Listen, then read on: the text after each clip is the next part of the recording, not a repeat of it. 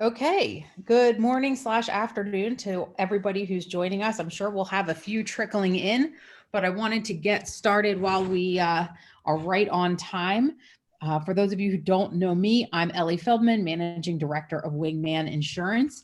And today I am joined by two heavy hitters from RigidBits Cybersecurity to talk to all of you guys about some true, honest, and actionable things and pieces of advice that you can give to all of your potential insureds to be that trusted advisor that they're hoping that you can be for all of their cybersecurity needs, not just the cyber insurance piece. Now, you've heard from me quite a number of times about the cyber insurance piece. It's time to talk to the experts about things the businesses of all sizes can be doing to be more secure. I have Dustin Mooney, who's going to be our head of operations today, giving you guys all the tips, and he's backed up by Ryan, his colleague. And if you have any questions throughout the course of this 30-minute webinar, please use the Q&A area on your screen. We're going to try to get all of your questions answered. Just a quick story to bring it all together. I want to tell you, as many of you know, I love to tell a scary cyber story, and these guys have the best. It was a few months ago, and we started looking around, trying to figure out if we were as cyber secure as we could be. As somebody who sells cyber insurance, it was really important to us. And so we did all of our due diligence and ultimately decided that Dustin and his team were the people that were going to help us to become more cyber secure. And as they started doing all of this penetration testing and other testing to make sure that we were as cyber secure as we could be, lo and behold, we start having a cyber attack. And the reason why this is so fantastic is because they were already inside of our system and understood how everything was and could get with our internal team in real time, and because they already knew where the vulnerabilities were to help us shut it down, figure out what the root cause was, and everything was cleaned up in a matter of minutes. I owe these guys a lot. I have to tell you that if anybody is looking for somebody for their customers to talk to about their own cybersecurity, I cannot recommend RigidBits enough. So with that in mind, I'm going to pass it over to Dustin, who is going to talk you through some of his top tips for good cybersecurity. All right. Thank you so much for that introduction, Ellie. That was quite kind. Thank you. Really appreciate the opportunity to be here today and everybody joining us today to listen to this conversation. We also appreciate your presence. So thank you for joining us. Today, we're going to be talking about some cybersecurity quick tips, right? We've got about 20 minutes. So obviously not going to be a lot of time to really dive deep into cybersecurity. But what I want to do is I just want to offer up some really key words, some key concepts and things like that that are going to help you have better conversations about cybersecurity. It's also going to address some of the needs that your clients may have and some of the conversations that may be coming up. These are conversations that we have quite often. So we really just pick like the top 5. Ryan and I sat together and said, what's the most important thing that we can mention? So that's what you're going to be getting today. We are RigidBits. We are a cybersecurity company, as Ellie said. We help our clients identify their cybersecurity risks, and then we offer consultative services to mitigate that risk to an acceptable level. And as a company, we really take an educational approach to not only our sales, but also just our work process. So if you work with us, we're going to spend time to help you understand what's going on. What do these things mean? How do you address them? How do you prioritize them? We find that that really works best with our clients. So I encourage you, if you're having conversations with potential clients, you're trying to make sales, things like that, you can use some of this education to better those conversations and really just help the people you're working with.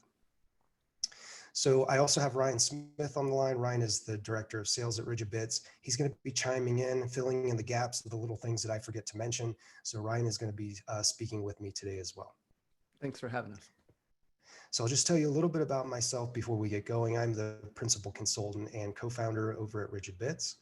I've been in cybersecurity for quite a while, finished my degree in 2007. So I've been able to have a lot of experience. I've seen a lot of different scenarios play out, and I've worn a lot of different hats. My most recent hat that I wear now is as a forensic analyst. So I'm the person that comes in after a cybersecurity incident has happened. I help you understand what happened, how did the hacker get in, what sort of information did they take, are they still there? And the big thing that I really help and I bring full circle is, where did the cybersecurity program fail? what were the mistakes that were made. And so as I've worked in these different environments as a consultant, I quickly have to learn different technologies, different network setups, different needs, different risks, right? And so as I've been able to do this, what I'm doing today is I'm taking all of this experience that I've learned in my education, as well as with the boots on the ground and the investigations that I've done. I'm just transferring some of that over to the audience today. So with that, let's get moving. These are the 5 top cybersecurity tips that we thought were most important. And again, what you're getting here is these are the conversations we're having with our customers and our clients.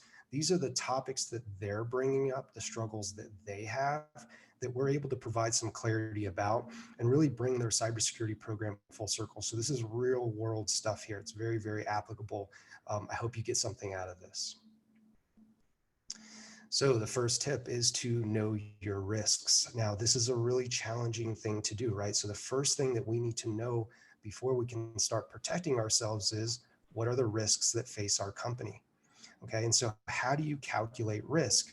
Risk is calculated by multiplying the likelihood of a negative cybersecurity event happening to you, and then multiplying that by the impact that that would have on the data and the systems that you use to run your business. And then ultimately from there, we can extrapolate and figure out what are the business impacts after a compromise has happened. So we really need to understand that risk formula. We really need to start there. I just want to offer a little bit of caution because running through a risk assessment can be pretty difficult. It can take a very specific set of knowledge, and it requires these very specific activities that I've listed down here. These need to occur as part of your risk assessment. Now, there are some free resources that you can go look at. The National Institute of Standards and Technology, that's NIST, they published a document called the Risk Framework. Okay, so you can go download this document, read it, understand risk. But the caution I have for this is that it's pretty technical. There's going to be some very specific terms and concepts that may be challenging to know, which is why it can be beneficial to work with a company like us, because we kind of live in this world. We do these things every day. We understand these topics very clearly, and we can communicate them when we need to. Another big thing that I want to mention about risk is that we consider the likelihood and the impact. So we have to think about, what are the things that are going to influence whether there's the likelihood of an attack happening to us? And we also need to spend the time to think about, what are the impacts going to be? One of these bullet points here I want to highlight is a gap analysis. What we see in the industry happening a lot is sometimes companies will come in and tell you, hey, we're going to do a risk assessment for you. And really what they're giving you is a gap analysis.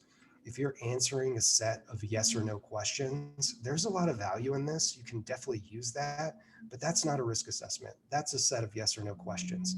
We really need to tie those answers back to the likelihood, as well as the impact that those are a negative scenario is going to have on you. So it's very, very important.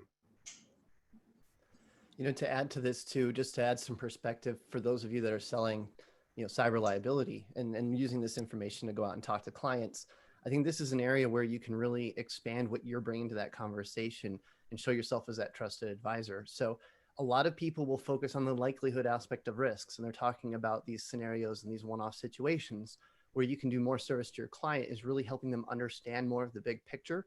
And this is really going to benefit them the most. A lot of the people out there that have these major attacks and get caught off guard, this happens because they didn't understand certain risks that are there. So really diving deep into these things will help differentiate you from others out there and give more value to your client in the end too. Quick question for you guys on this particular aspect. When you're talking about a small business versus a medium-sized business, where do you recommend our agents tell these people to start? Like, where's level one, regardless of size? And then how does it go up from there? What's your recommendation based on sophistication of the company? Ryan, do you want to take that one?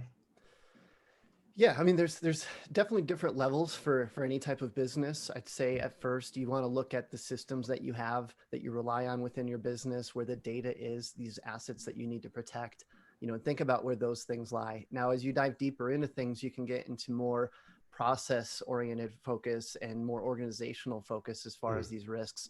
But as a starting point, really understanding what your business depends on and the information that you're required to protect, that's going to be a big starting point for you there. Yeah. And what kind of time commitment is required to really dive into this risk assessment process? Yeah, I'll take that one. And Ellie, I'm going to expand on your question a little bit. So, what goes into a risk assessment, which I think will get the answer to your question. So we need to think about the threats that you have, the information systems you're using, right? What are you using in the cloud? What's on premise on your network? What are your servers? What are the third-party applications you're accessing? We need to think about what sort of data is inside of those. We need to categorize that data. Where's the sensitive information? Where's the publicly available information? Because we need to differentiate between these two categories of data, right? And then everything in between. Once we know that, we also need to look at how much data is there. That's a big part of assessing your risk. Another big thing we need to consider is, what are the vulnerabilities? Have I identified the weaknesses in my systems, in my processes, in the third-party cloud applications I'm using, and how do those increase the likelihood? Okay. We also need to think about the impacts, right? So when we do that, we use a topic called the CIA, that's confidentiality, integrity, and availability. So I think, Ellie, to quickly answer your question is, there's a lot of information gathering that happens. And something unique that I keep seeing that happens with my clients is, I tell them, when you do a risk assessment, yes, you're going to get a report. It's going to spit out all of the systems that you have. We're going to show you which ones are most sensitive and which one has the highest risk. But the process of getting there to that report, you're going to learn a lot about your company. You're going to become a lot more organized. You're going to create an inventory of all your systems. You're going to know where your data is. So there is a process, right? This usually, for our clients, just to give you a number, this can take about 2 months to get through. We do like 2-week check-ins. We assign them kind of some homework. Hey, go collect this information. Let's talk about it when we get together on the next call. And that's kind of what this process looks like. So it can be a little bit of a time-consuming process, but it's very, very important. And I think one thing I really want to highlight is, for everybody on the call, ask yourself this question: what are my information systems? Do I know all the applications that I'm using in my business? Is it centrally managed, or is it going across to accounting and HR and finance? Is everybody managing their own things? Is it distributed? So it's something to consider. Dustin, you're a little quiet. If you don't mind turning up a little. Sure. How's that? Much better. Thank All right. Thanks. That's it. That was a great answer. Cool. All right. I'm going to move over to tip number 2 then. So second thing for you is to understand cyber liability insurance. Now, this comes up a lot with our clients. Now, everybody on the call probably trying to sell some cyber liability insurance. By the way, a lot of the topics that I used in tip 1, you can regurgitate those, right? You can use those words to help sell your cyber liability insurance better. But we really need to understand it. So we talked about the risk formula. We talked about it being likelihood times impact. And the question that I love to ask is, where does cyber liability insurance live in the risk formula? Well, it lives in impact. Okay. It reduces the financial impact to the customer after a cybersecurity incident has happened, right? And so one thing that it doesn't do is, it doesn't reduce the likelihood of an attack happening to you. It doesn't put protections in place to make sure that you don't get hacked in the first place. And I think a lot of clients say, oh, well, I have cyber liability insurance. I'm okay. Everything's great. Now imagine a scenario where you do have that and that is in place, but you haven't done anything to reduce the likelihood of an attack. And then you're filing 5 or 6 claims a year, and your cyber liability insurance provider decides to drop you because you're kind of acting a little bit negligent, right? So we don't want to really go down that road. Another thing that I really like to highlight is that I mentioned the CIA, right? The confidentiality, integrity, and availability. So confidentiality is, can I keep the information secret that I want to remain secret? Integrity is, can I trust that the information that I'm using and accessing on a daily basis has not been changed or altered? And then availability is, can I get to the data? Can I get to the systems that I need to do my job? So one thing that cyber liability insurance does not do is, it does not restore confidentiality. If your emails are leaked because you've been compromised at your email system and they're published on the internet, cyber liability insurance is not going to restore the confidentiality of that information. It's available for everybody now. Same thing with integrity. If your computer files are locked up because of a ransomware attack, that's an attack on integrity, and cyber liability insurance will not restore that integrity of those files. Same thing with availability with the same scenario. It's not going to give you access back into your information. So we really need to consider that. We need to understand that cyber liability insurance is very important, but it's not the silver bullet. We really need to expand a little bit deeper than that. And I think with this, thinking again from a selling perspective, This is, again, a topic that can help differentiate you from others out there. If you're the one that's coming to the table being honest about the other aspects of what people need to focus on, they're going to look at you as that trusted advisor to help understand what those things are and what other things they can do beyond cyber liability. Yes, exactly. Thank you, Ryan. All right, another thing that keeps coming up, change your mind about cybersecurity. So we talk a lot about a concept called optimism bias, excuse me. Optimism bias states that despite the statistical likelihood of something happening to you, you believe that it won't. Okay. And so we see this a lot in cybersecurity. We see a lot of mindset restrictions where leadership goes, well, look, I'm a smaller company, I'm a medium-sized company. I don't think this is going to happen to me. Well, that's the exact mindset that causes bad things to happen, right? So we really need to take that and just take that out of our mind. And if anything, being a small and medium-sized business makes you more of an attractive target because hackers know that you haven't had the time or the budget to address your cybersecurity concerns. Now, cybersecurity is also something that we need to consider as a core business function. The same way that you have HR, accounting, and sales, now cybersecurity is in that list. Because if we don't protect all of these other functions through our cybersecurity efforts, they could shut down. You could not be able to access the data, or it could be changed, right? So we really need to integrate this across the board. And so another question that comes up is, whose responsibility is it to manage cybersecurity? It's yours. It's the management. They start at the top, and we have these two words called due diligence and due care. So due diligence is what any reasonable person would do. So what this looks like is, I'm a company, I've taken in client information. It's my responsibility to make sure that I protect that. And so your due diligence statement is, I'm going to do the right thing.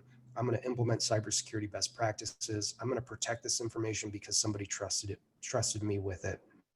Now, the due care is the follow through. This is actually going and turning on the security settings, monitoring your network, reacting when something bad happens. So this really starts at the top. And the other thing that we really see is that we really need to build a culture of cybersecurity in the business. If we don't have the buy-in from management, we don't have the guidance from them, that's going to trickle down to your employees. And when they get those phishing emails and they say, well, my boss isn't really too concerned about this stuff, they may not spend the time to actually read it, check it out, make sure they're not clicking on malicious links. So we really need to build this culture inside the company so that everybody knows their roles and responsibilities and that we stay protected. Kind of the opposite of that. When you don't have this culture here and you don't have buy-in from leadership, that's going to make it a lot harder to get the buy-in to buy things like cyber liability. So bringing in everybody to the table as you prepare to talk to businesses, thinking about how their risk impacts other departments and how to get the whole company talking about cybersecurity and cyber liability are things that will help benefit you as you go into that sales process and you work on getting a decision. And one of the other things I wanted to mention here too, with the idea about changing your mind, a lot of this goes back to tip one with understanding your risks. A lot of people have this optimism bias because they don't truly understand those risks. It's similar to somebody saying, well, I'm a really good driver, I don't have to worry about auto insurance, where we all know that that's not the case. There's so many other factors. But by educating them on these things, we can help leadership in different areas of the business understand what those risks are and how it impacts the whole organization, including their own responsibilities. And then we'll get more buy-in across the board. Well said, Ryan. Thank you. So make sure you get the right help. This is tip number 4. So a big question we ask ourselves and other clients is, who should be doing your cybersecurity, the actual implementation? And one mistake that we see really commonly is that a lot of companies like to rely on their IT provider or their managed service provider. Now, this isn't completely incorrect, but the big problem that we have with this is that the goals of an IT provider and the goals of a cybersecurity consultant are very, very different. IT is a little bit more focused on, can I keep this computer working? Can I issue a new laptop to the new employee, create the new email account, make sure everybody can get into their email, right? So the goal is a little bit more functional. Let's make sure the business can operate. Whereas the goals for a cybersecurity professional is to identify the risks that that company has and then work with the IT provider to show them, hey, you need to go turn this setting on. You need to go configure this application this way. We need to turn monitoring on at this location, right? So it's guidance from the cybersecurity consultant to the IT provider or the MSP. When you When I studied in school, you had different tracks you could go. You could go the cyber route, you could go the IT route. And so these are, while they're related, there are some very specific differences between them. And again, just to repeat it, the mistake that we see is we see a lot of companies say, oh, well, my IT provider is taking care of my cybersecurity. And in our experience, 95% of the time, that's not accurate. And if if the IT provider tells the company that they are, a lot of times they're not. They oftentimes they miss the big picture. They don't understand risk the way that we do, and as well as some of the technical details behind how we get to risk and vulnerabilities and exploits. Right? We can explain those things. We can help a company understand which one is more important than the other. And unless you have the experience and the specific training in cybersecurity, they may struggle. So, Does this yes, apply as well if you have an internal IT person or IT team yes, versus an yeah. external? Absolutely. It really is the same kind of situation. Now, something you could do is if you have an IT person on your team that has an interest in cybersecurity, that would be a really great asset for you. But unless you've got a professional there that's been doing this for a while, they've had experience, they've seen incidents happen, that knowledge gap may exist. So just to clarify that. And I can And then, honestly say that the person who designs your website or your software doesn't have the requisite knowledge. We come across this as a software company all the time. My internal people being like, out of my expertise, call somebody else.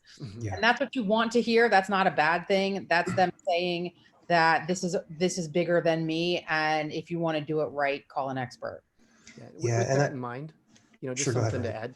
add. What we see happen a lot is a lot of IT providers and internal IT are in a position where they're asked to do a lot of this stuff, or the market kind of demands them to use these cybersecurity buzzwords and things like that. So I don't think it's that IT has any malicious intent with this. It's that they're kind of forced to do some of these things, and there's enough overlap that they can do some things to reduce the risk.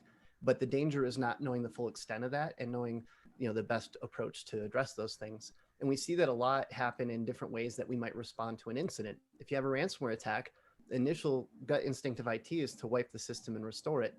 Where from a cybersecurity perspective, if you had somebody like Dustin looking at it, he wants to collect evidence, try to understand what happened first. And there's a whole set of things that would happen before that takes place. So there's certainly different ways that we look at problems and different ways we would approach them. Yeah, absolutely. And I think one more thing I'd like to call out on this topic is, we have a lot of clients and customers that fit that model that Ellie just brought up, right? So we've got an internal IT team, and conversations that I have with them are very interesting because quite often they come to me and say, please help me. Please help me get through to my boss to tell them that I need more support. I need more software. I need a bigger budget. I can't handle all of these tasks. This conversation happens all the time. So as we run through these risk assessments, I have to sit down and show management, look, you have all these risks. This IT person on your team cannot go and address all of these risks because they're too busy trying to keep you up and running. So we really got to get management on board. It's very, very, very important. And then I just want to highlight this last bullet point here. And it says, ask the right questions to know where you stand. So if you are finding yourself in this situation and you're talking with somebody that is, there's a couple questions you can ask your IT provider or MSP or even internal team. I'm just going to toss it to Ryan to shout a couple of those out, and please write these down as he does that.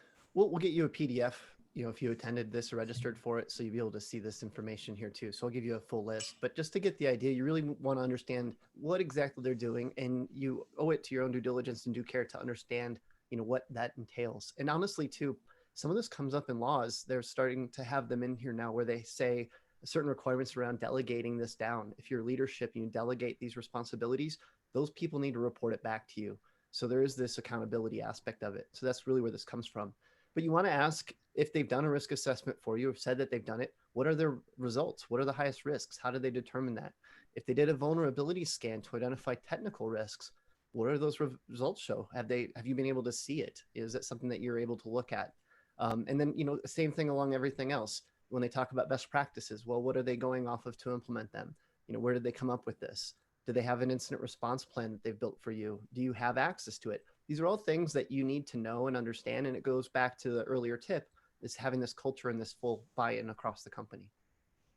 I feel like the moral of the story for everybody who's listening today, instead of feeling like you need to know all of the stuff that Ryan and Dustin are talking about, is just to know that if a customer comes to you asking questions about cybersecurity, have an arsenal have in your arsenal contacts for them to reach out to that are experts that can talk them through some of these bigger decisions, because, that's the best piece of advice you could give these clients is not, as an agent, you're supposed to know all of this, but rather that as an agent, you can help them by having a Rolodex of somebody that can help them.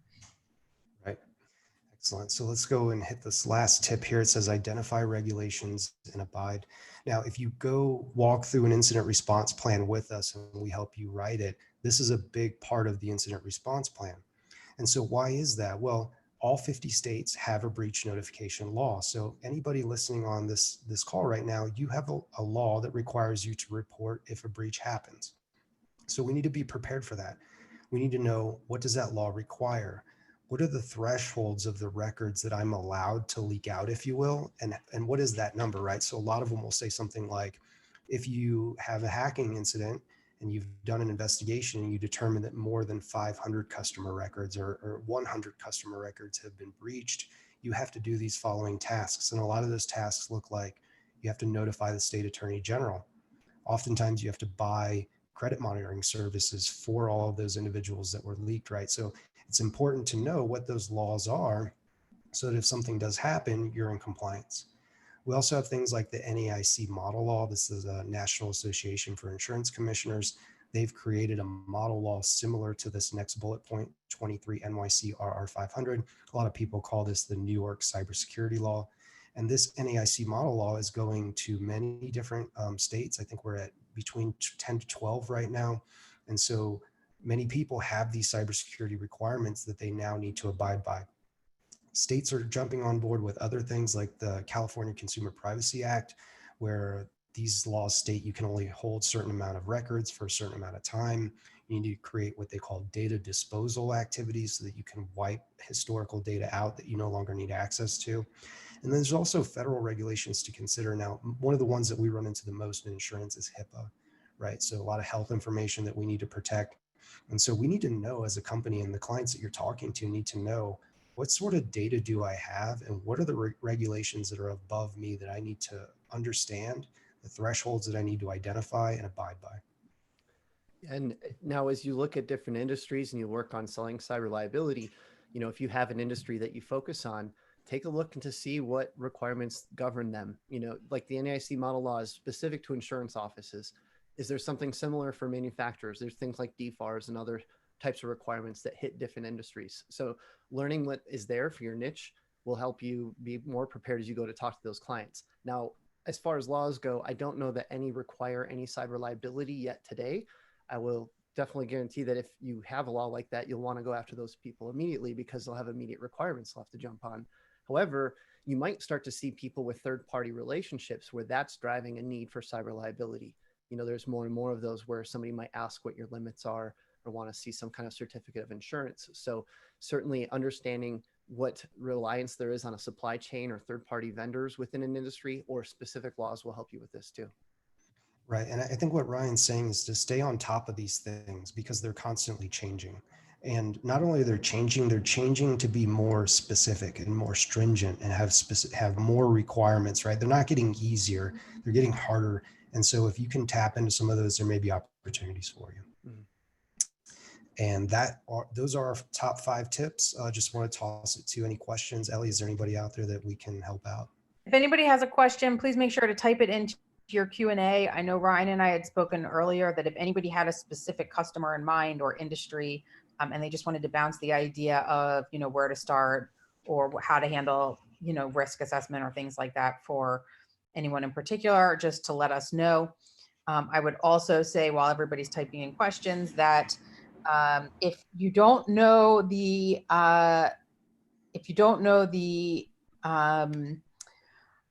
law in your state, let us know at Wingman and we will be happy to help you find that. We keep a database of I keep a database of all of the different states cybersecurity laws, and there are a few law firms that keep it fairly up to date, so you have a quick reference.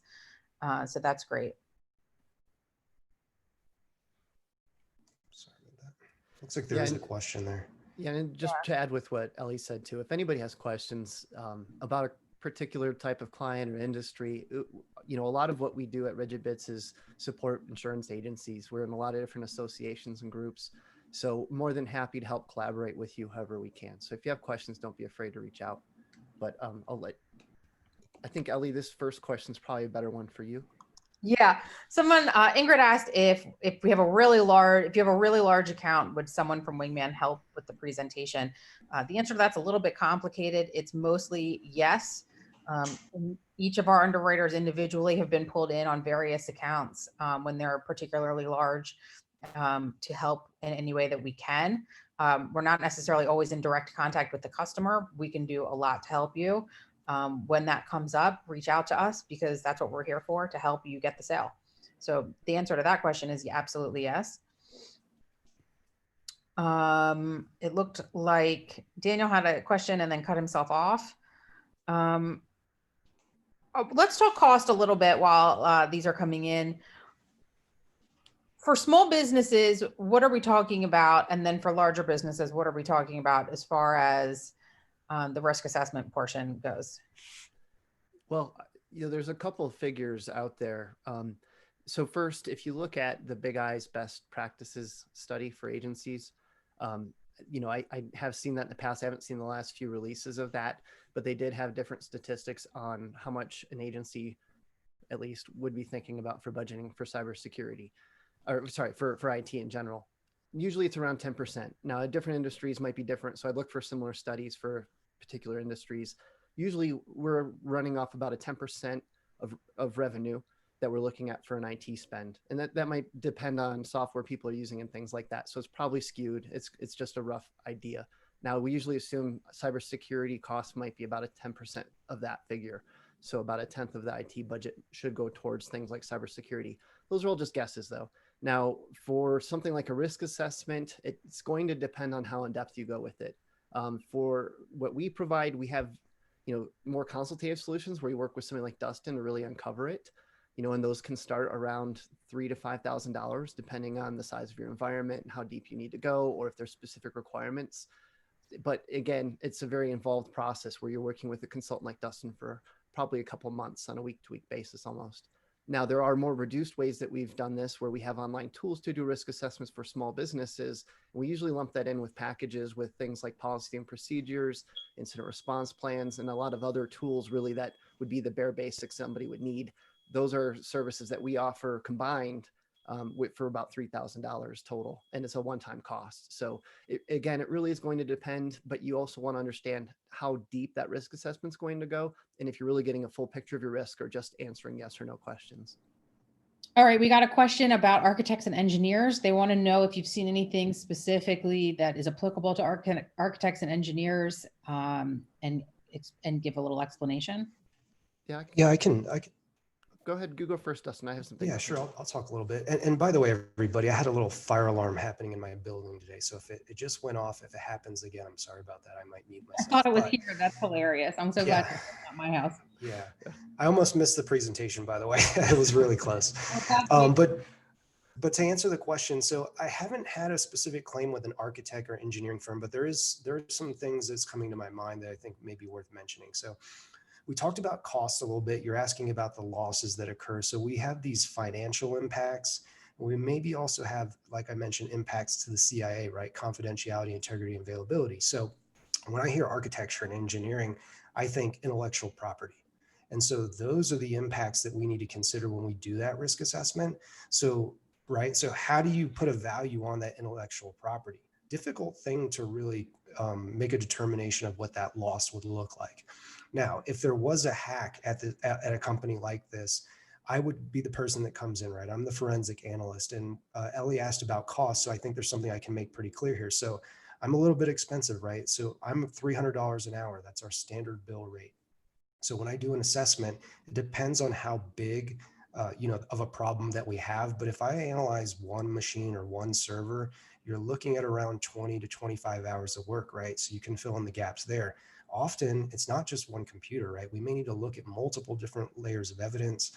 We may be pulling logs from servers, right? We may be looking at emails and logs. So there's these different areas that we may need to do assessments for.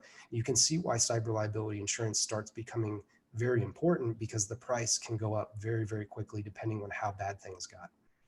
Yeah. All right. We've got one last question I'm going to throw out there and then we'll wrap it up. With so many people working remotely, how would you approach the cybersecurity conversation with a potential client? I'll take that one since I'm actually having those conversations today too.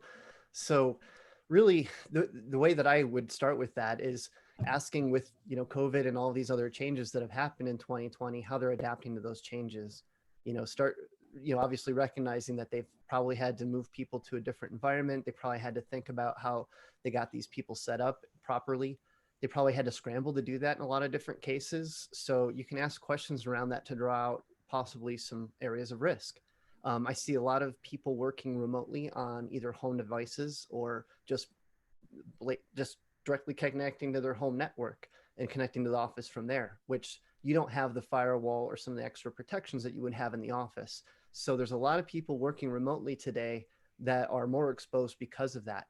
And then, to add to that too, you look at some of the things happening across the country, like these fires in Colorado and California, just for an example.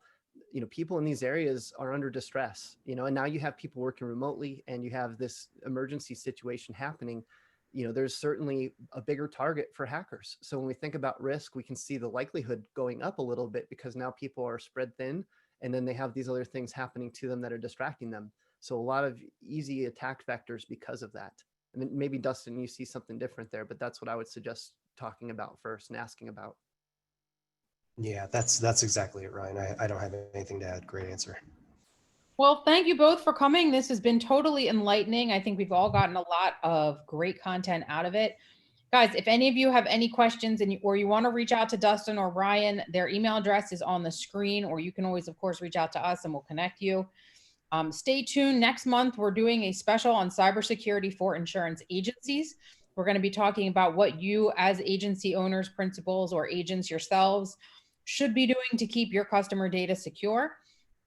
It is Cybersecurity Awareness Month, and I would be remiss if I didn't say that I hope that everybody's selling as much cyber insurance as possible, because now's the time to talk about it. And if you need anything, reach out to us whenever you can. So thank you all for being here, and we'll see you next time.